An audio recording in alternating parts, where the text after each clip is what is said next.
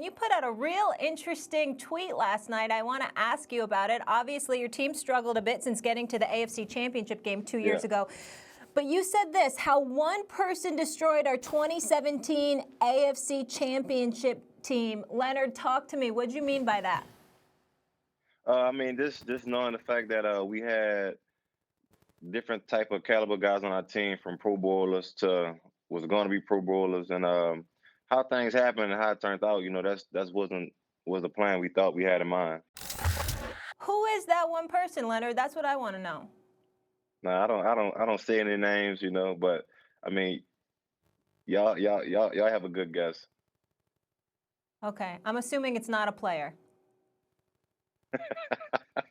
Is that fair to say it's someone in the front office, maybe high up in the front office? Is that fair to say, Leonard? Yeah, you can say that. Maybe used to work in New York. Won some Super Bowls as a coach, maybe it's possible. Leonard, we saw Christian McCaffrey's new deal. They gave it to him ahead of time as Todd Gurley got his deal ahead of time that did not work out for the Rams. I've been on this show talking about how it's messed up. They should figure out a different way to pay running backs, maybe an exemption from the salary cap or something. But as it stands now, they never really have to pay you guys.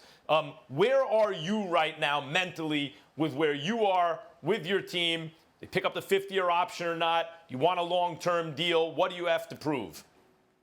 I feel like, for number one, congrats to my guy, Christian. Been knowing him since college, and he deserved every penny that he's gotten. And I mean, as far as for me, I think timing is everything. I don't really try to bite on the money. Right now, like I said, it's gonna come, it's gonna happen. But right now, it's all about just having another successful season with my team, and also just trying to be where I know I can be at to help my guys out and get to the Super Bowl. And I think, like I said, I think the team is going to be all right. You got to take care of the team first, and individual awards, they'll come after. Talk to me about this upcoming season, Leonard, and how you guys are feeling about it, particularly with everything going on with this coronavirus and everything else. Players are talking about and hearing that you may have a season, but you may have a season without fans in attendance, things of that nature. What has your communication with other players been like? What are the kind of things you guys are saying to each other and are planning for? Right now, my biggest goal is make sure everyone, whether we have it or not, at this time right now, take care of your family, do what you have to do, but also just keep working out. You never know what happens at the end of the day, but I just want to make sure my team, we come in camp, OTAs, whatever it's going to be, in full shape. No one's missing a step. And I think that's the biggest thing right now. Leonard, I was looking at another one of your social media platforms. I kind of feel like a stalker here. So let's talk about the quarterback position, because Gardner Minshew surprised a lot of people. He filled in nicely for Nick Foles. Foles didn't really pan out there with you in Jacksonville, but I saw on your Instagram you had a pitch for another free agent, one Cam Newton. Tell me how he would help this Jags team. I feel like, Cam went to the Super Bowl.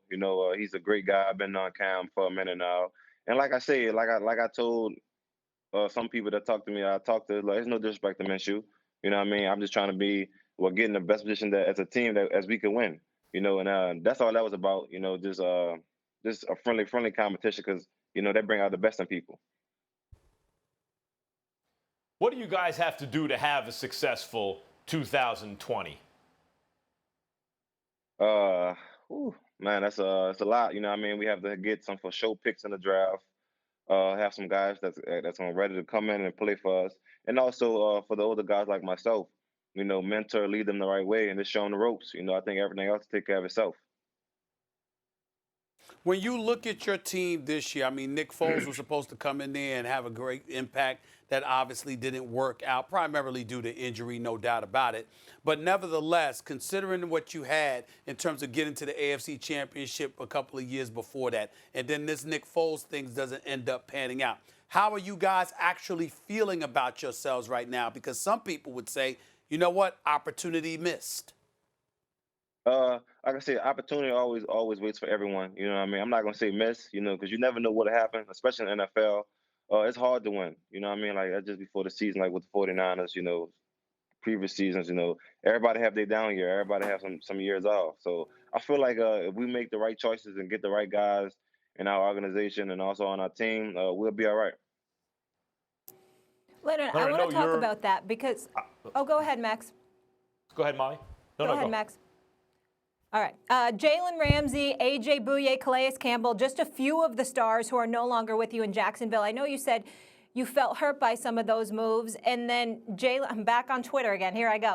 Jalen Ramsey tweeted at you and said, you should live Jacksonville. I mean, you got your LSU sweatshirt on. You know what it's like to be on winning teams. Have you thought about that in the near future, the possibility of playing elsewhere where you have the right parts around you? Nah, no, not right now. You know, like I said, whatever happens, happens. You know, that's Jalen being Jalen. You know what I mean? So it's he's that's my guy at the end of the day. You know, like I said, we all want the best for each other. We always talked about, you know, whether we here or not, where we want to be, you know, in the long term run and just be successful. You know, so like I say, like everything is gonna plan out, take care of itself, and like all those guys that you mentioned, I'm gonna miss a lot of those guys because, like, especially Calais is like a mentor for me, especially when it comes from like dealing money. You know, he was my locker mate, whatever like that, and like I say, it was it's a lot of chemistry between those guys that you just mentioned. Thanks for watching ESPN on YouTube. For live streaming, sports, and premium content, subscribe to ESPN+.